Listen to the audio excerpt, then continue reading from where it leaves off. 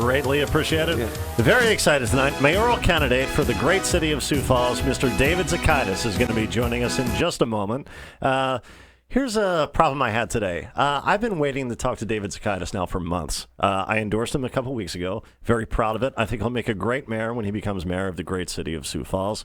But today I was listening to a particular drive time radio duo, and one of the hosts was talking about how everyone's just so sick of the winter weather, and everyone's looking forward to what's coming up. Everybody is just looking forward to spring. But she didn't phrase it that way. She said, she put it this way. She said, everyone's antsy-pantsy for sprancy. Oh, God. And I couldn't get that phrase out of my head all day long.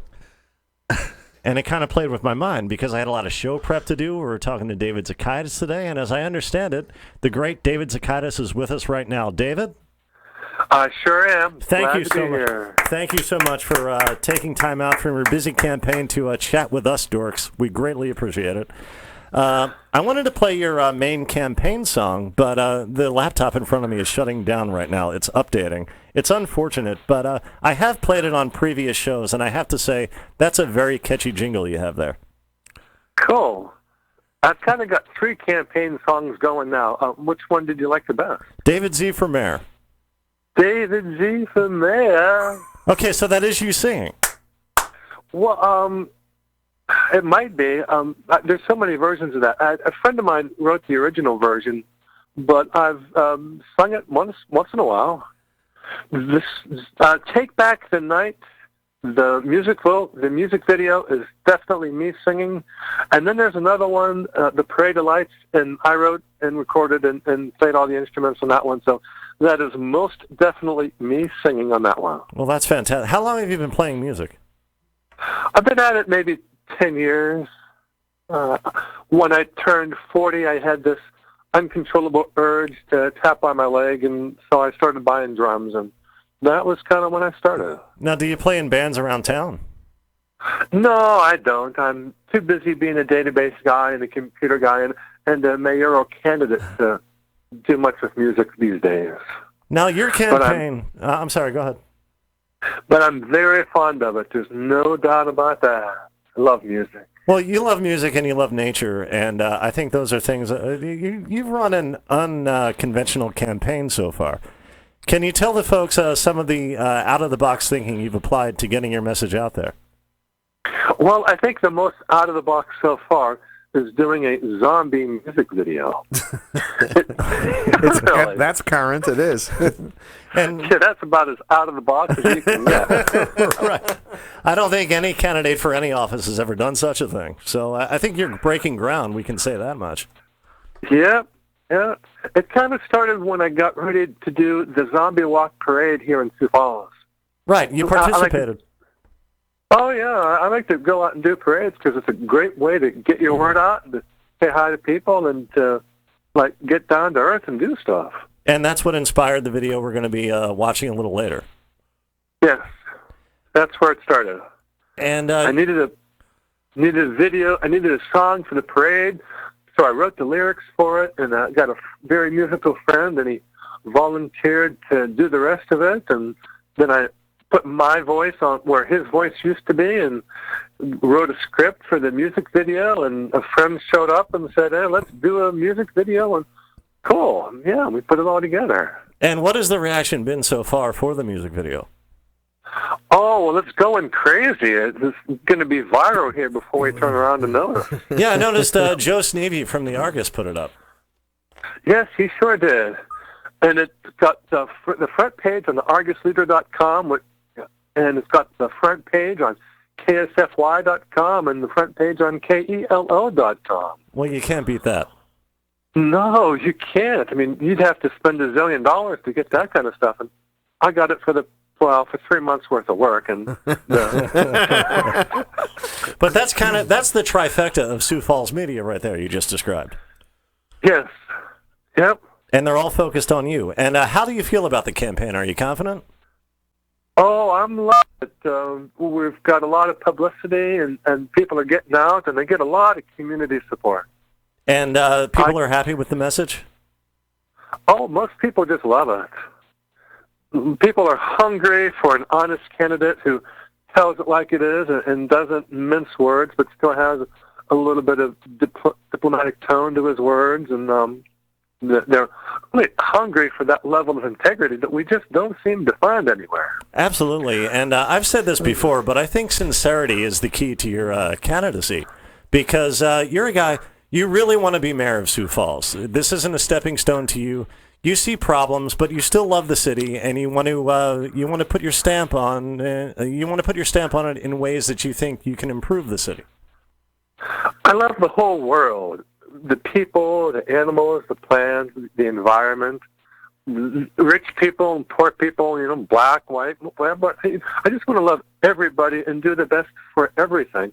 And that's not the common focus anymore. No, nobody hardly cares outside their own selfish little area. And I'm thinking this is not the way to live, folks. We can do a whole lot better if we just open our eyes to the beauty and wonder around us and make this a whole better place. Yes, it's a very idealistic message, but I've got some rather cynical understanding behind it and a fierce determination to spread the truth and to help people make a better world. Now, you mentioned cynicism. When I watch you, and like most people, I became aware of you via the general public input portion of the city council meetings. In your oration, there's never any cynicism. You address the council practically every week. Yes, I do. I don't get any touch of cynicism in the things you talk about and the way you address the council. A lot of people, that's very rare for any politician, but especially any human over the age of, 30, would not have that sort of attitude. It's very rare these days, very rare in humanity. And I think that's another key to your candidacy. Well, thank you for the high compliment. I guess maybe I should backtrack and say, well, I see a lot of systemic problems, and I understand the greed behind them, and so I'm a little skeptical of when people tell me they're doing things for what purpose that they're not really doing it for, and so that flavors my understanding. But maybe I still have a lot more faith in humanity than I've given myself credit for. Well, I definitely think you do, especially the way other people treat. Actually, can we describe the general public input portion? Because I'm not sure people know what we're talking about. What is that? Can you tell the folks? Oh, at our Sioux Falls City Council meeting, they do a Pledge of Allegiance and a couple of opening words, and then they open the floor to the general public, who is free to address the City Council and the whole city, really, on pretty much any topic that they think the city would be interested in. So, I mean, if you think gay rights are an issue, well, you're welcome to talk about that. If you want to talk about planting flowers in your front yard, you can talk about that too. Oh, yeah, it's a marvelous time to open the city government to input from the common citizen on topics which might not otherwise ever reach the light of day. It's really a great thing to have in government. And how long have you been taking the podium? Oh, I've been at it a couple of years now. Do you remember the first issue that you spoke of? Oh, I think, actually, I'm trying to reach back, and it was a problem with police years and years ago, and then I took a years and years break, and then I got going again with a different problem from police, and that kind of really kicked things going, and I've got gradually sucked in, and well, now I just want to do it full time. And do you feel it's a responsibility that people rely on you to speak for them? I never thought about it that way, but maybe it is. And I've just got a mission to make the world a better place, and that's driving me on like you wouldn't possibly believe. Now, I don't want to get you to badmouth anybody, because I get the sense that's not in your nature. And a lot of people might even say that's not good for a politician. You need kind of a killer instinct. But most people only attend the city council meetings when they're angry about something. You go either way, and sometimes you just open people up to something they may not have heard about, or an issue that doesn't involve a problem, just something you want people to know about, and you use your time to speak on that issue. But other people don't approach it that way. I am very careful to note systemic problems with corruption and greed, but also very careful not to condemn individual people as being corrupt. Very generous on my part, and far more uplifting than what we're used to. See, the system's broken, and the people who are in the system are, actors and players, and they don't hardly know what they're doing or why. And I just don't feel any need to be mean to other people. It's completely unnecessary, and it's not something that I ever want to do. So I've got a different strategy and a different approach, and really a different understanding of the whole world, and it changes everything. I know it's really weird, but it's great. No, it is definitely weird in the sense that it's uncommon. It's not weird in the sense that it's wrong. We can all learn from this, I think. I think it's a great way to change the world, to be true and honest and uplifting and not so hard on other people, or even hard on yourself. Absolutely. Yeah. What is your relationship with the council and the mayor? Do you speak to them before and after the meetings, or any other time? Oh, I try to, but it's hard to. A lot of them are too busy and I think rather disinterested. I've tried to arrange meetings with some of the council members, and they're just not interested. But that's partially because they represent the status quo, and I'm here going, hey, folks, the status quo is no good. And here's why it's no good. And it's just too hard for a lot of them to wrap their head around something that's so very different from what they've been trying to believe for all these years. But there's a few council members who are happy to say hi. I've had dinner or lunch with a couple of them, and there's some pretty good people up there. The mayor, I think he'd be happy if I just kind of disappeared. See, that's what I was wondering. That's what I was wondering, because he does seem kind of condescending. After you speak, he tends to say, "Thank you, David." But there's kind of a disguised, barely disguised, kind of distaste. It seems like he thinks you're wasting his time. And I know a couple weeks ago, you were trying to speak, you were approaching the podium, and he just carried on with city business as though you weren't there. And did you take that personally? After the meeting, the man apologized. Did he really? Not just, he did, yes, he really did. And anytime somebody wants to apologize, well, hey, no matter what they did before, I will not take offense. On the other hand, sir, I think if he was sincerely apologizing, he would have spent the next 5 minutes listening to anything you had to say. I don't need to be too hard on people. I know you don't. I'm trying to do it for you. I'm trying to provide the killer instinct that you don't have. I'm trying to make you mayor. Well, I'm not going to do it. It's not worth it. He should have a trap door in city council. A button. Yeah.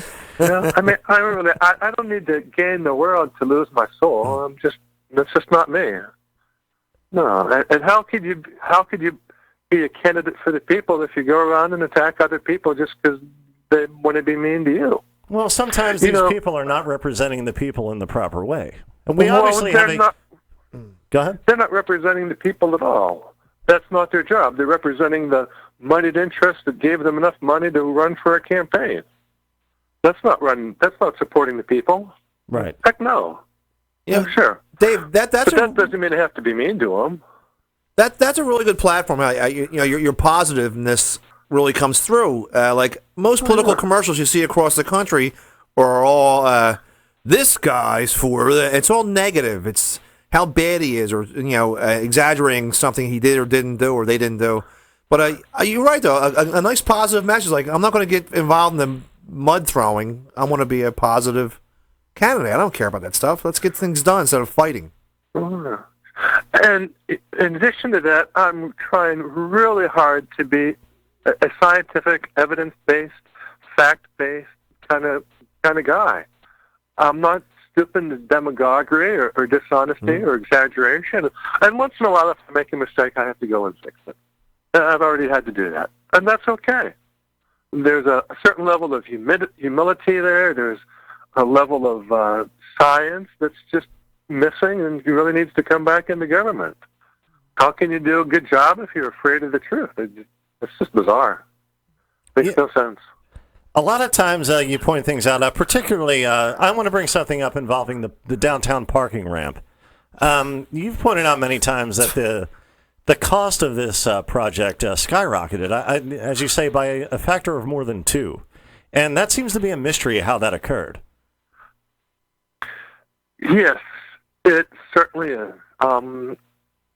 I'll give you a little bit of information on that. Okay. A couple of years, like 3 years ago, we got an assessment by some parking professionals, and they said, you need to put up some parking ramps because the city is growing. All right, so far so good. And they come up with this estimate that says, maybe for $10 million you can put up a ramp for like 700 spaces. All right, so far so good.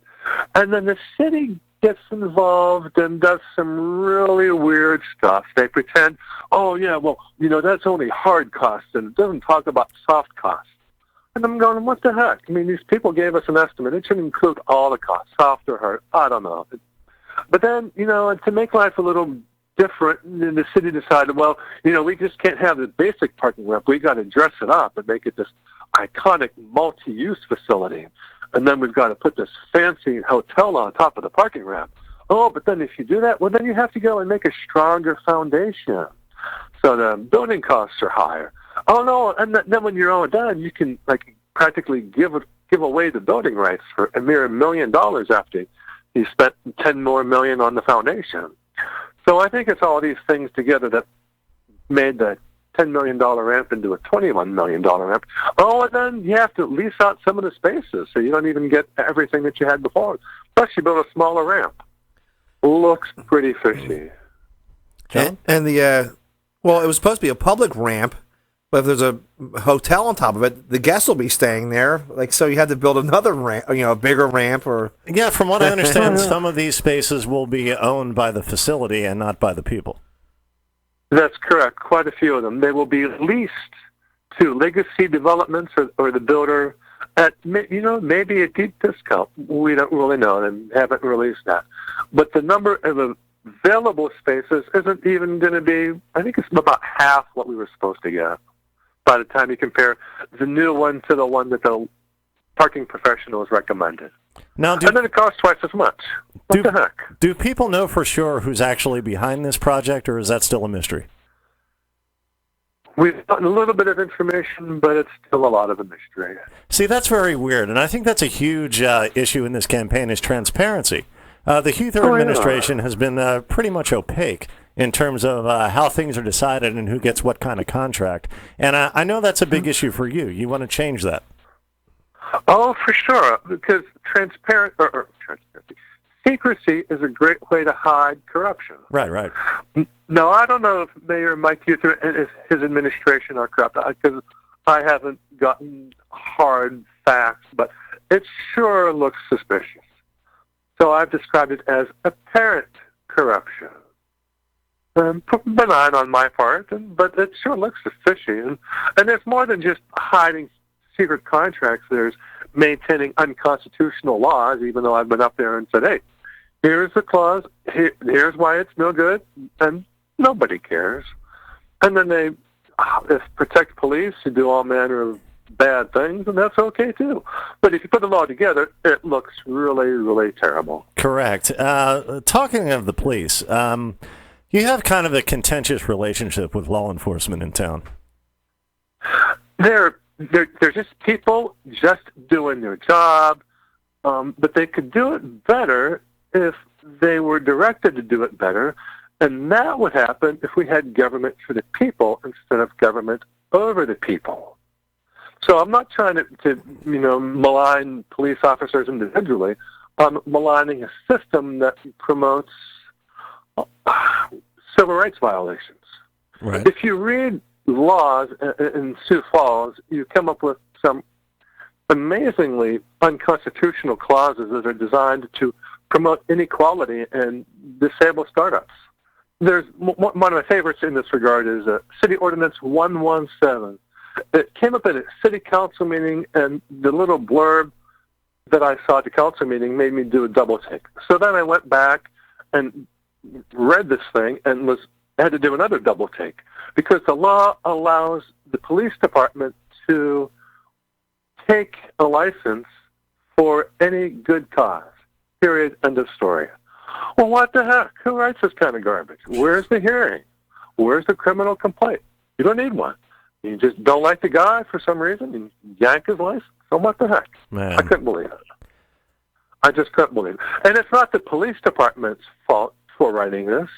It's the city council of probably a previous council and a previous mayor. They're the people that write this stuff. But the current government doesn't care, because I've been up there, said this is a problem, and they haven't changed it. Now, are you concerned at all? Are you concerned at all about when you become mayor? Are you concerned at all about that relationship you have with law enforcement? Because I fear that you may be perceived as anti-law enforcement. We need police officers. There's no doubt about it. Right, and we need good laws, and we need a good government. The question is, how do you make this all work? You can't erase the whole police department and fire everybody just because they've been instructed to do unconstitutional things. You cannot do that, or you'd have nobody there. Instead, what you have to do is help the police department understand the big picture, understand who they work for, and why a problem over here affects people over there, and try to build a complete transformation of a mindset internal to the police department. And you don't do that overnight. I know what I'm in for. It's going to be hard. But Right. that's okay. Because We're it's a up for structural problem. You have to start at the bottom and work your way to the top. That's right. Chris Morganti is with us. He has a question for you. David, Sure. how does the process work going forward with this election? Is there a primary or a runoff? Or Well, first thing is you got to get 200 signatures of registered voters to get on the ballot. That's due tomorrow. And please And then please tell me you've hit that number. Oh, I'm getting close. Oh, really? What do we call getting close? How far away are we? I'm up to about 180. Oh. Well, that's not bad. Getting close. Getting not close. bad. you might want to call out sick tomorrow and knock on some doors. Yeah, I would do that, David. Please. I tried to hire somebody and it fell through, but I got somebody who's helping me out tomorrow, and I am going to work on it tonight and tomorrow, and you better believe it, I'm going to make that 200 number. Yes. Plus some for good luck. Don't let us keep you, sir. If you have to go out and make this happen, don't let us waste your time. We want to see you become mayor. I bet This if is you a had down to valuable the, exercise. We need you on the ballot. Yes, we do. David, may I ask, what nationality, your last name? Lithuanian. There you go. Are you There you go. originally from Sioux Falls? No, I grew up in Pittsburgh, Pennsylvania, and went to college in Rochester, New York, and moved out here for a job, and been here pretty much ever since. And you must love it. It's good for me, and my family's here too now. How does your family feel about you running for mayor? Are they just sick of all this? Well, my youngest daughter, she's kind of heard about civil rights problems forever and got tired of it for a while, but she's coming around and she's helping out. My oldest daughter is more of a rebel, and oh, by golly, she'd have her support in my campaign. You got to get them out there and get the signatures. Put them out in front of the Hy-Vee. Come on, make this happen. It's going to happen. Don't you worry. Well, I am kind of worried. I was hoping you were going to announce on our show tonight that you had received the required number of signatures. John? For tonight's show, I did some research, and David, I found a quirky, funny law about Sioux Falls. It was the divorce capital of the United States in the 1890s. Yeah, I think you had to live there 6 months in order to file for divorce at one point. It was the fastest divorce in America. Right. And I know that in 2/3 of the divorces that were granted were not people who lived there. And I read somewhere, and now you probably know this more than I do, David, that they designated a plaque in a park stating this. It says it was the divorce capital of the United States. I don't know about this. I've never seen this plaque. Have you seen this plaque? I think John's making this up. No, I just saw it. I've heard that before. Yeah, people do weird things. Yeah, it might not be a municipal plaque, John. It might have been a prank at Augustana, something like that going on. I don't know what John's talking about. Man, David, what would you say to the people who like your message, would like to vote for you, but think, oh, man, I don't know. I'm not sure Zokaites would take the office seriously. Well, there's a difference between being lighthearted and incompetent. Somebody asked me before why I bothered putting up a nice picture at the end of my council presentations. And that's because, just because there's bad things going on in the world doesn't mean we all have to be sour and miserable. Right. I mean, if you know who you are in the world and where you came from and where you're going, well, then all these big problems and little problems just don't really matter as much. And you can be happier in your nature and who you really are. So, yeah. But that doesn't mean that I'm high on drugs all the time or... Whoa. We have to stop you before the Argus pulls us apart. You said all the time. Can we make clear that you're never high on drugs? I'm trying to make you mayor, sir. That's right. I don't do drugs. Thank you. I've never done illegal drugs. And I have never smoked anything. Yep, there you go. Well, we're glad to hear that. I'm sure the entire city is glad to hear that. Yep. You made a change in your appearance just days ago. Oh, I did. We can give my two daughters credit for that. It was their idea, or they did it? It was their... Yeah, no. They didn't do it while you were sleeping. No. Okay, all right. But, they're trying to help me out, so they made me go out and buy a suit, a sport coat, and some nice clothes, and a couple of ties. And they said, Dad, you just got to appeal to the older crowd, and we're going to take you in if you have to tie you up, and we're going to sit you down, and this hairdresser's going to... All right, so if your kids want to do that to you, you got to let them. See, I was kind of hoping you did that because you heard I endorsed you, and you started taking the campaign more seriously. You thought, wait, I have this Steve Rees Jews behind me now, and now the most famous and beloved man in South Dakota has endorsed me. It's on. I'm in. I am in the seat. I have won the election simply based on that endorsement. And by the way, something I haven't asked you, are you willing to accept my endorsement? Well, I don't know who you are, but sure, you can endorse me. David, your new photograph with the trimmer hair, you look like Tom Petty. That's what I hear. David D. for mayor. David D. for mayor. Sorry, I wanted to play that when you kind of accepted my endorsement. I don't think you accepted my endorsement. Didn't reject it either. So you're tentatively accepting the endorsement of the most famous and beloved man in South Dakota. All right. Well, I'm trying to install you in office. Great. Let's do it. Well, I'm trying, but you have to accept my endorsement. All right, then. I accept your endorsement. Yay! We did it. Bravo. David D. for mayor. David D. for mayor. David D. for mayor.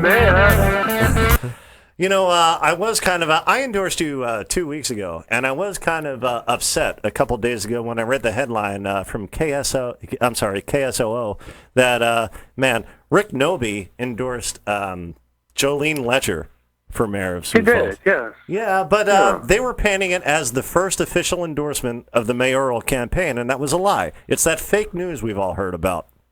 Ah, yeah. My endorsement for your candidacy was the first official endorsement, and but I know why they did it because they're an old school medium. It's a dying medium, terrestrial radio.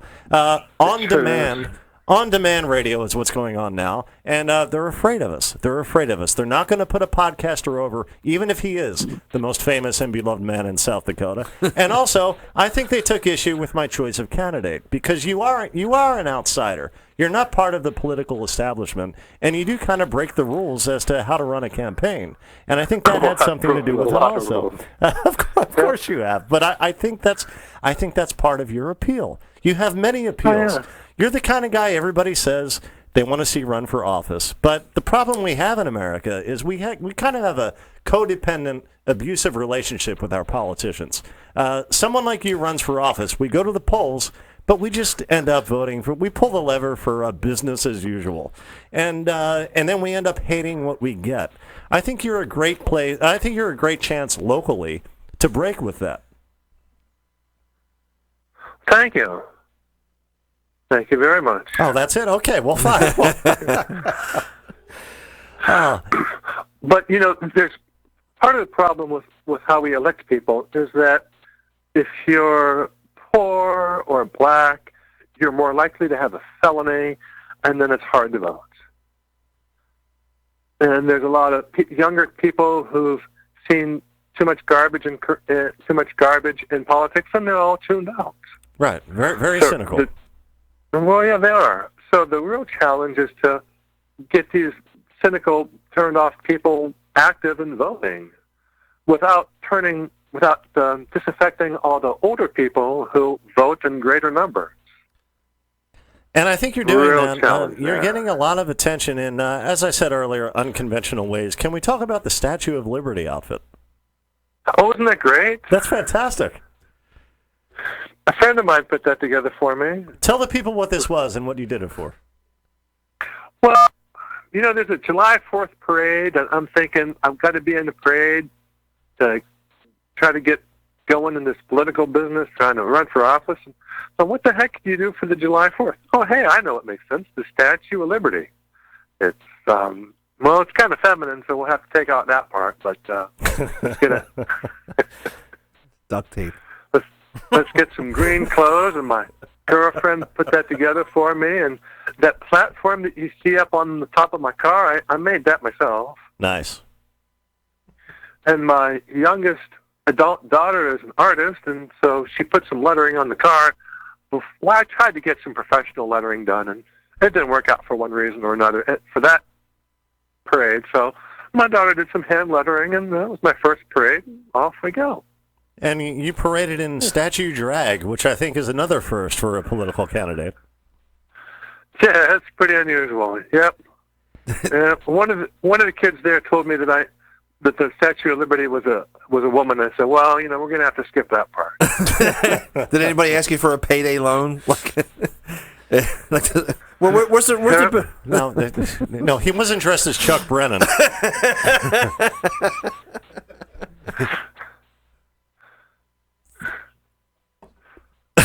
I've done there's a bit. 3 parades so far, and there's another one coming up here next month. All right, and also the Parade of Lights. Yes. Yep. You participated in that, and I believe you participated in that on a technicality. Am I correct? Well, I had to tweak things a little bit. They don't want anybody doing anything political on the Parade of Lights. Right. So I talked to them and figured out, well, what does that mean? What do I have to do to my car? And they said, well, just take off this part that says for mayor and put up something else. So that's all I did. That's all you had to do. My car used to say David Z for mayor, and well, then it said David Z like Abe Lincoln, and then it said honest like Abe Lincoln. And, all right, good enough. Now, you got new license plates for your car. Yeah, aren't they awesome? Fantastic. I haven't actually seen them, but I've heard about them. Your license plate, South Dakota license plate, says mayor. Yes, it sure does. Now, Yep. because I haven't seen it, I'm not sure of this. Did you get the Mount Rushmore plates or the Equality Statue plates? The basic kind of bluish plate. But it has Mount Rushmore on it, right? No, it just says mayor. Hardly any background to it at all. Oh, okay. See, I'm not familiar with these. My understanding is we have 2 license plates. We have a Mount Rushmore, or now you can get the Equality Statue plates. My suggestion was going to be that you get the Equality Statue plates and then call everyone else out in the campaign for not liking women or Indians. That's a dirty trick you can engage in free of charge, David. Well, my license plate says mayor, and I'm pretty happy with that. Okay, fantastic. I'm not gonna make you comment on something like that. What is the major issue? If you could attack one issue in the city of Sioux Falls, something you most want to see changed, what would it be? I would like to change who pays for elections. Yep, because that's kind of fundamental. It underlines pretty much everything. Because when you have expensive elections, then politicians have to sell their soul to the people that fund their elections, and then pretty soon politicians are working for rich campaign contributors and not working for the voters. So if I could change anything in in politics, whether it's a state or a city or national level, it would be who pays for elections. Right, and limit those donations, correct? Well, it would be all public funding. Oh, I see. And Gotcha. Yes, yeah, that's what I want to do. Now, you are running, just off the top of my head, I can think of at least 3 people you're running against who are major business owners in Sioux Falls. How can that not be considered a conflict of interest? Because they spend 4 years in office, 4 to 8 years in office, but they're going to make laws and resolutions that will eventually benefit them when they leave office. Don't you think that's a conflict of interest? It's also standard practice. That's what goes on, but I don't understand why people aren't outraged about that. Well, I think we were outraged for so long, and so little happened that we got cynical and just turned it off. And that's back to the codependent, abusive relationship we have with our politicians. May I? Yes. All right. So I'm this guy. I'm this guy out in the blue, holding the light of truth and the beacon of hope, and saying, "Hey, folks, this is no good. Here's why it's no good, and here's what we can do completely different." And that's why we love you. David, I'm not familiar with the way the campaigns for mayor are run in your city. Is there going to be a debate? Oh, we have a whole bunch of little forums. It's not a formal debate. There's people up there that ask the question, and you get a minute or two to answer your questions, and then they go on to the next person. Now, David, do you mind if can we play your music video? Oh, help yourself. Please do. Okay, we'd like the people to see this. You can hear it if you're listening on iTunes or Stitcher, but you can view it live if you're watching on Facebook. Please. And by the way, David, I want to ask you a question I've never asked anybody. I think I already asked you this. Never mind. I think I already asked you this. And I think I remember your answer. David, I got here early. Chris, you want to play the music video? Thank you.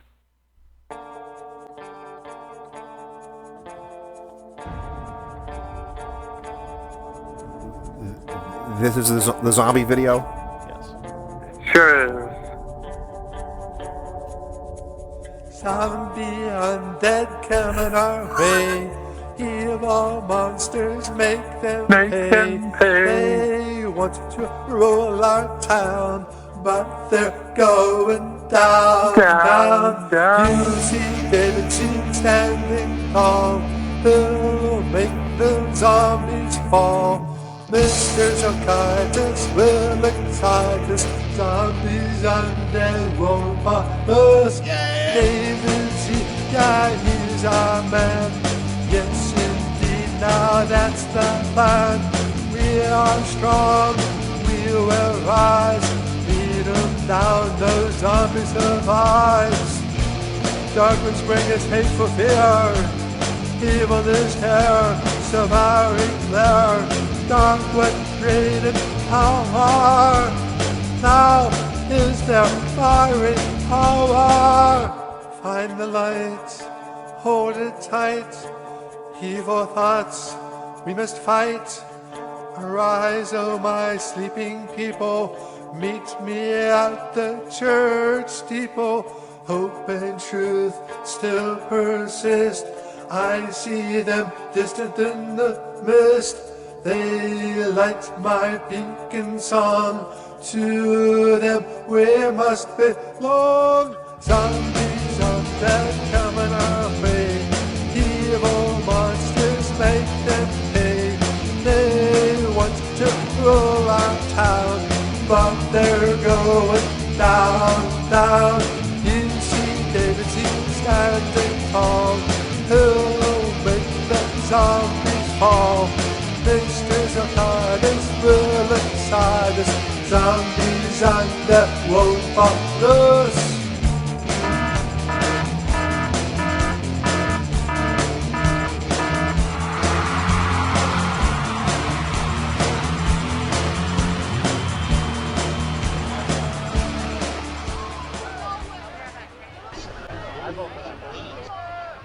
Fantastic. Thank you for sharing that with us, David. Oh, you're welcome. We do have somebody who wants to talk to you. I believe Nick, Doritos guy, Vollmer's on the line right now. Nick, are you with us? This ain't Nick. No, this ain't no Nick Dorito guy, Vollmer. Oh, okay. Who do we have? There's a blues artist, Barkin Kenny Dobbins. Oh, Barkin Kenny Dobbins? Did I say your name correctly? That's correct. Okay. And what do you have for us tonight? I know question for Mr. David Zokaites is running for mayor, and I hate to hit him with a little scandal right before he needs all them signatures. Oh, boy. But he stole my song. Stole your song? That's correct, sir. He said he's Lithuanian, more like Lithuanian. This guy stole my song. Okay, you're claiming David Zokaites, the next mayor of Sioux Falls. I think he's accepted my endorsement. Are we sure of that? We have. Okay, yes, okay. My officially endorsed candidate for the mayor of Sioux Falls, he stole your song. Can you tell us more? I don't believe you. I'll tell you what. It's a blues song. It's not the song you just played with the zombies. It's the one you played before, his campaign song. Got something to say here. David Z for mayor. Civil rights, equal justice will become our focus. That's the one you're talking about. That's right. Yeah. Now, a lot of people play the blues, right? Yeah. So the music sounds the same, and I ain't going to hold that against them. A lot of people play the blues. But the words almost sound exactly the same to me. Oh, boy. I had a song. I saw my song's called Braided Deformed Hair.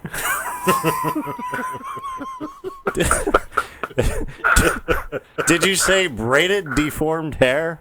That's correct, sir, because, a lot of blues musicians is blind.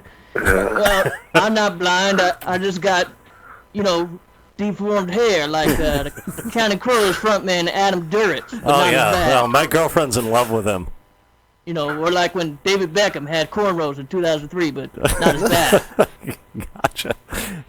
Or, like when Justin Timberlake had cornrows in 2001. Not as bad. All right, understood. We understand. Okay. So, do you have any proof of this? Because I don't believe you. You don't believe me? Well, I got proof. I gave your sound man a recording of my song, Braided Deformed Hair, and you can play it and you can let the people decide. Okay, we'll do that. Well, I got one more thing to tell you. Oh, yeah. My blues career ain't really taken off, so this is also I'm trying to get my blues career taken off. So I was hoping you got a lot of listeners, because I play the blues unconventionally. A lot of people, they use a instrument like a guitar. I just got a little dog sound effect that I play. Oh, man. Okay. All right. So you can play that and see if you stole it. All right. Well, I'm sorry in advance, David. That was pretty funny. Let's hear the song. We have the audio. Braided deformed hair. Braided deformed hair. Braided deformed hair. Braided deformed hair. Braided deformed hair. Braided deformed hair. Excuse me while I play my dog sound effect.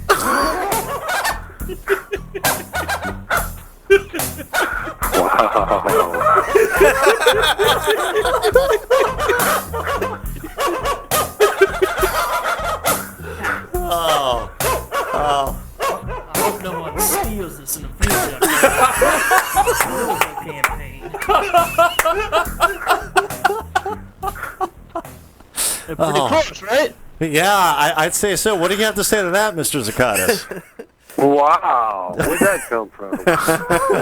Yeah, how long ago did you do this? What's your name, Bluesman? How long ago did you do this? Barkin Kenny Dobbins. And I played that in Sioux Falls at the Sioux Falls Canary Stadium in 1983. I guess that was during the 7th inning stretch. Well, I don't know. Would you care to respond to this? I don't think I need to say much anyway. We can make this all go away. You just gotta buy me a new. I need a new instrument. Right now I'm playing a Fender Beagle, and I really got my eye on a Gibson Pug. Yeah. Is that a done deal? Well, here's an instrument right here.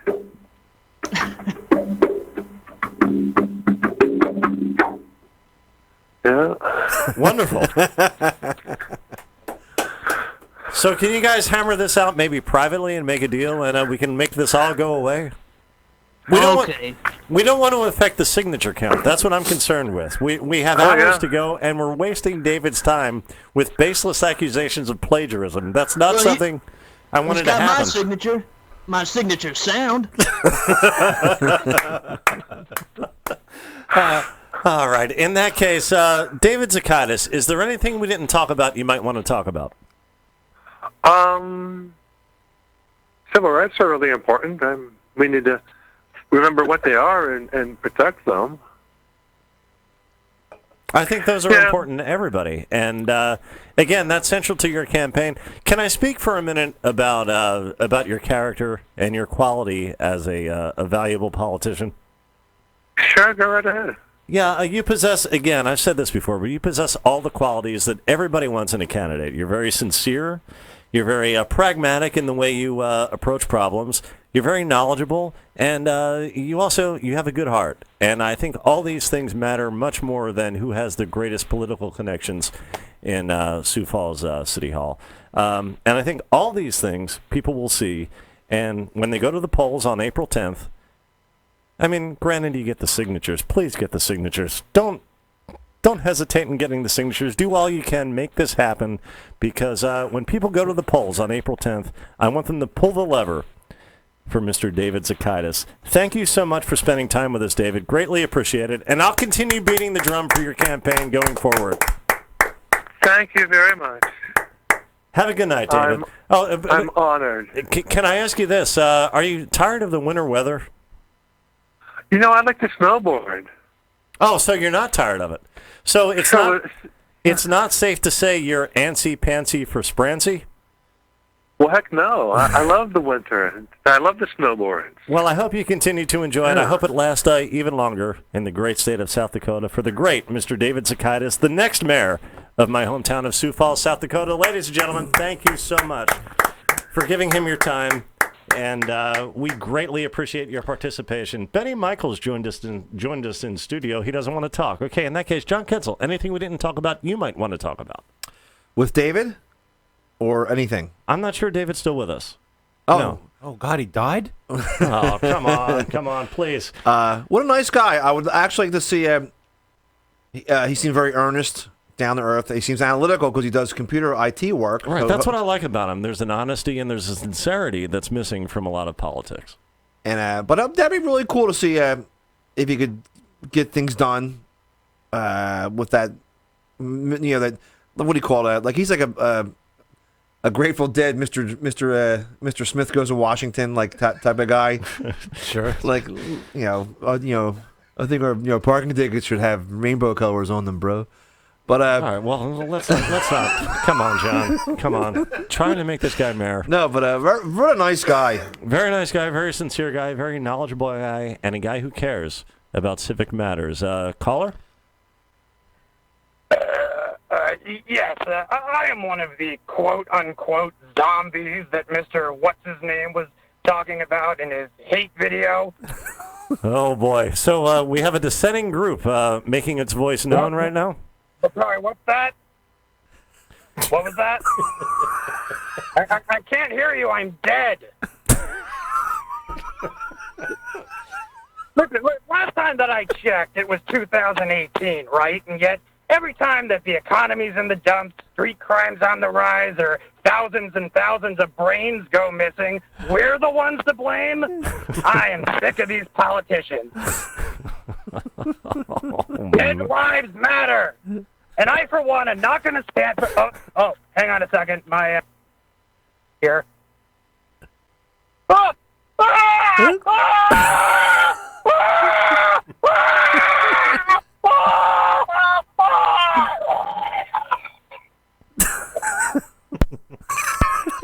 Steve, I believe zombies was a metaphor.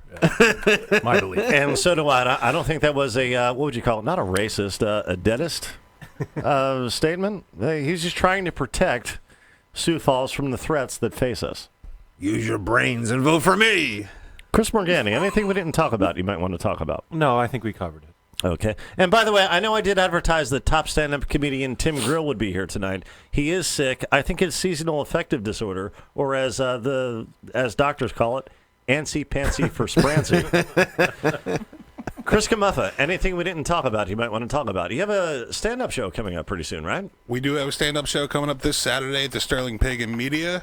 No girls on the show. No girls on the show. Sorry, Steve. No girls. Well, it's you're going to take heat for that. We only have 4 tickets left, so if you want to get one, head to laughcast.com and grab your tickets. While you're there, download the app and enjoy our archive. One more thing, Chris. Broad Soup was supposed to be coming up this weekend, but I noticed A+'s show page is gone. Yep.